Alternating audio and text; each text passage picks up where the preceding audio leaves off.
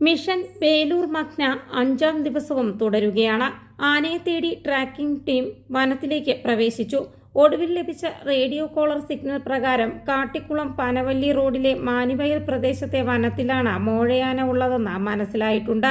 ഇന്നലെ രാത്രി തോൽപ്പെട്ടി ബേഗൂർ റോഡ് മുറിച്ചു കടന്നാണ് ഈ പ്രദേശത്തേക്ക് എത്തിയത്. ഇന്നലെ രാത്രി 9:30 തോൽപ്പെട്ടി റോഡ് കടന്ന് ആലത്തൂർ മാനിവയൽ കാളിക്കൊല്ലി ഭാഗത്തെ വനമേഖലയിലേക്ക് ആന എത്തിയിട്ടുണ്ടെന്ന് വനം വകുപ്പ് അധികൃതർ അറിയിച്ചിരുന്നു.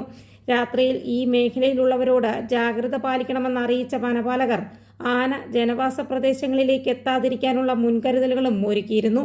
ആദ്യ ദിവസങ്ങളിൽ ആന നിലയുറപ്പിച്ച മണ്ണുണ്ടി ഇരുമ്പുപാലം പ്രദേശങ്ങളോട് ചേർന്ന് കിടക്കുന്ന സ്ഥലമാണ് മാനിവയൽ.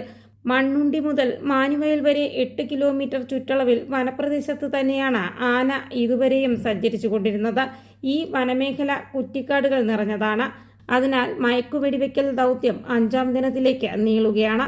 എന്നാൽ എന്തു വില കൊടുത്തും ആനയെ വരുതിയിലാക്കുമെന്ന ആത്മവിശ്വാസത്തോടെ തന്നെയാണ് ദൗത്യസംഘം മുന്നോട്ട് പോകുന്നത്. ബേലൂർ മഗ്നയ്ക്കൊപ്പം മറ്റൊരു മോഴയാന കൂടിയുണ്ട്. ഇത് ദൗത്യം ഒന്നുകൂടി ദുഷ്കരമാക്കിയിട്ടുണ്ട്. ബേലൂർ മഗ്നയെ ലക്ഷ്യം വെക്കുന്ന ദൗത്യസംഘത്തിന് നേരെ ഈ മോഴയാന ആക്രമണത്തിന് മുതിർന്നിരുന്നു. വെടിയുതിർത്താണ് ദൗത്യസംഘം ആനയെ തുരത്തിയത്. മോഴ ബേലൂർ മഗ്നയെ വിടാതെ കൂടെ കൂടിയതും വനത്തിനുള്ളിലെ കുറ്റിക്കാടുകളും തന്നെയാണ് ഇപ്പോഴും വലിയ പ്രതിസന്ധിയായിരിക്കുന്നത്. നിരപ്പായ സ്ഥലങ്ങളിലേക്ക് ബേലൂർ മഗ്ന എത്തുന്നില്ലെന്ന് മാത്രമല്ല, ട്രാക്കിംഗ് ടീമിന്റെ സാന്നിധ്യം മനസ്സിലാക്കിയിട്ടെന്നോണം ഇത്തരം പ്രദേശങ്ങളിൽ നിന്നും ആന ഉടനടി മാറിപ്പോകുന്നുമുണ്ട്. News desk, India today.